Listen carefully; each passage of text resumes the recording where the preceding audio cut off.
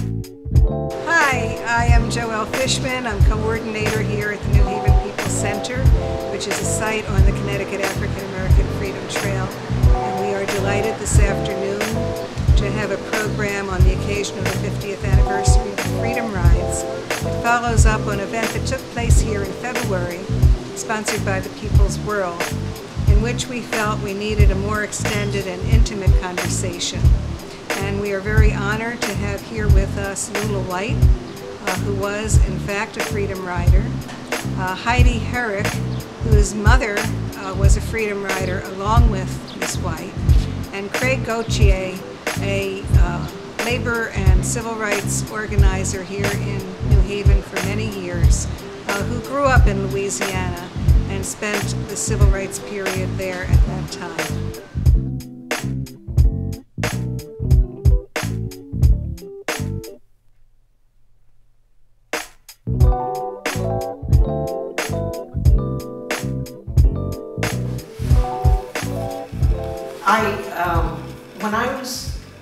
When I decided to go on the Freedom Rides, it was because I saw the picture of the burning bus, the bus that segregationists attacked and set on fire. There were 13 Freedom Riders there, and I decided I have to go. And we learned about nonviolence and what we should expect and how long a time we'd be in jail. And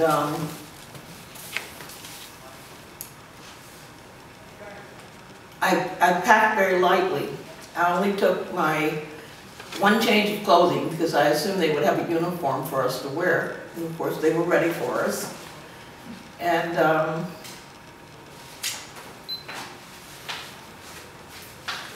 getting choked up here just thinking about it. Take your time, nurse. God bless you.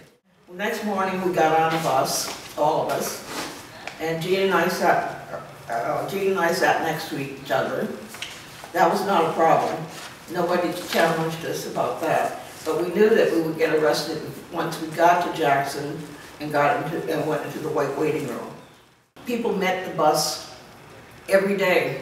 We got off the bus. I walked into the white waiting room, and I thought I would faint.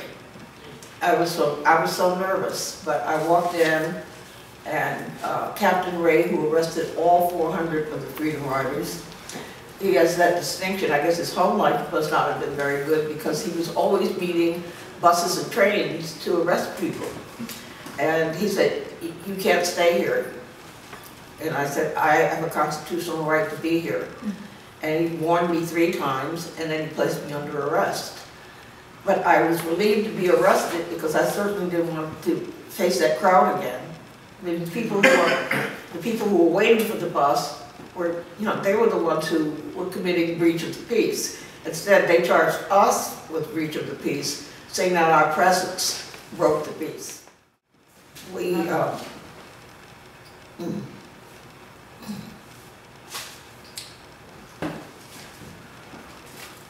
I think the thing that amazed me the most was that we were treated, even though we were charged with breach of the peace, we were treated like common criminals. I mean, they did a body cavity search. They took all our suitcases away, and I had carried 2 books with me because I figured I'd have lots of time to read. So I took the complete works of Shakespeare, and I took the King James Version of the Bible because I thought that these were things that wouldn't bore me. Amen. I could keep reading them over and over. But of course, they took the books. We were allowed no books, no TV, no newspapers, no family visits.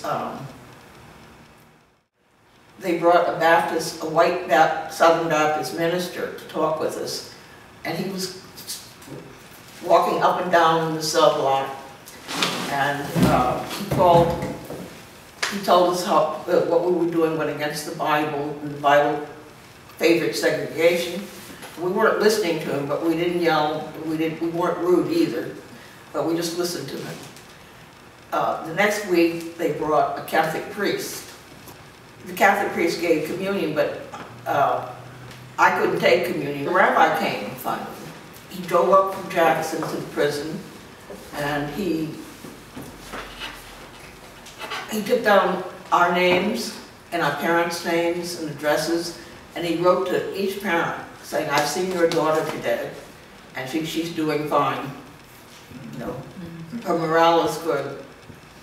And so I thought that was just wonderful, because that synagogue got bombed a couple of years later.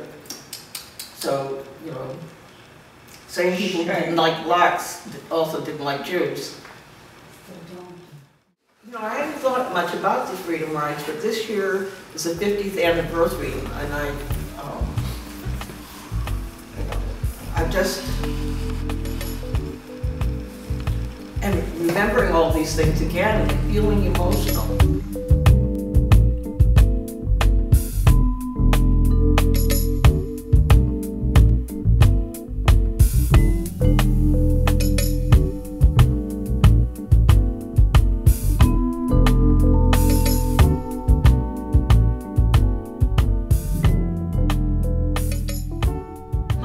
Found out she was pregnant with me in jail.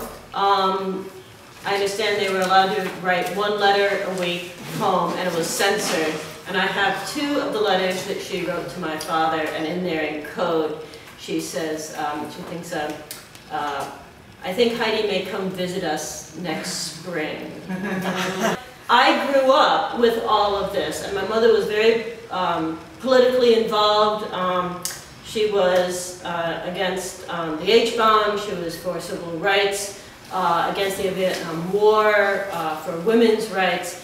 And so for me, I just grew up in all of this and thought that's just how the world was. You have to be nonviolent. You know, I don't know when I learned, you know, you go like this, right? When the police come to beat you with their batons. I've just always known that you're always polite, you never litter with your pamphlets that you're handing out in the street corners, you're always courteous, and you obey law enforcement officers, police, or whoever. But you don't give in either, that you stick to your convictions and you do whatever it takes, even if it means going to prison. I admire my mother very much. She was white, Christian. She came from a privileged background. She was married. I have a sister who's 4 years older than I am. She didn't have to do any of this. And she actually, because she was already married with one child, she had a lot to lose. And I respect her enormously because she had the courage to do that, to say goodbye to her 3-year-old daughter and go off. And things had been on television. I mean, she knew she might actually not come back, but that she had the courage to do that. And I'm enormously proud of her. And I know that this is for her one of the defining events of her life, is the Freedom Ride. And of course, you know, Jim Crow existed. As a child, I could remember my mother saying to us boys when we were like 10, 11 years old that, you know, you have to learn how to survive this racism and discrimination. And of course, all of the stuff that was happening, the civil rights movement and everything, it impacted us, you know, in the Army too. We were not divorced from it, even though you had to carry yourself in a certain way in terms of discipline. And I think one of them, I was telling Heidi, you know, one of the memorable things about my experience in the Army is when we were having a lot of difficulties in Fayetteville, North Carolina as soldiers. When we went downtown, we had to go upstairs in the movie theaters. We could not go to any of the white restaurants and stuff. And when Westmoreland took over Fort Bragg, he went to the mayor and told the mayor that if his soldiers couldn't go anywhere they wanted to, and any restaurant, any movie theater, sit wherever they want, that he would put the town off limits and they would die. You know, and I always remembered him for that. Although you still had to be careful, you know, because you, as an individual, you were subject to get beat up by gangs of white youth and whatever. And they said, well, where are you going? You know, and I said, I'm going home, I'm coming from work. So I was getting ready to go in my pocket to show them the note, and the one guy hit me with the billy club, you know, and knocked my motorcycle, fell on the ground. I never forgot that, you know, it was like it was yesterday. And I was right on the bridge there by the college plaza. I had to think about survival, how I was going to get out of this without getting really hurt really bad, because I was by myself and I had no defense, you know, no means of defending myself. So, you know, as these guys rode around and talking and laughing and everything, I was just getting more and more infuriated at the situation that I was in, and more angry because I felt like there wasn't nothing I could do about it, you know.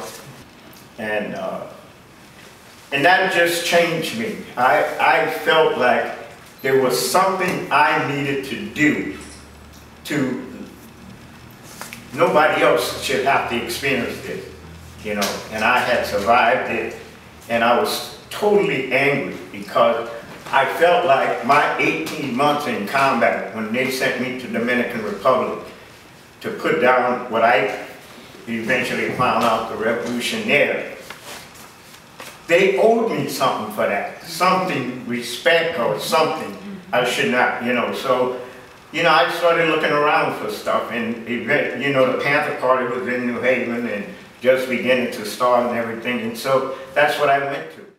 One of the things that happened in my organizing, we actually took some workers that testified before Congress about the conditions on these plantations and stuff. And this movement had gotten so big and had threatened the stability of the plantation owners to such a point that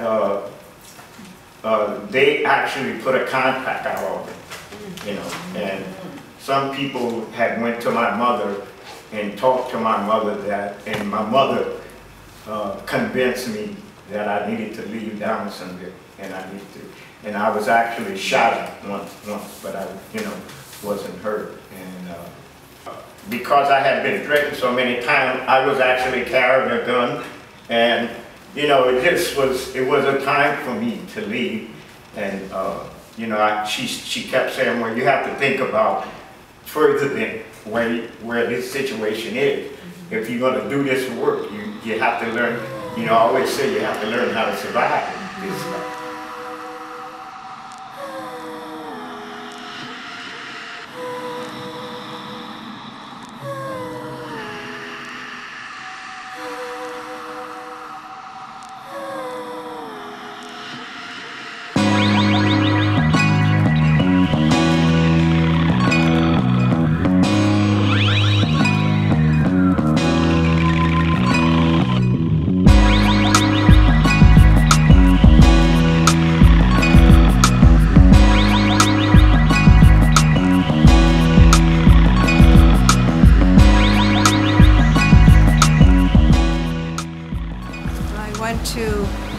A lot of appreciation for the beautiful experiences that have been shared today by our panelists and those who have been participating.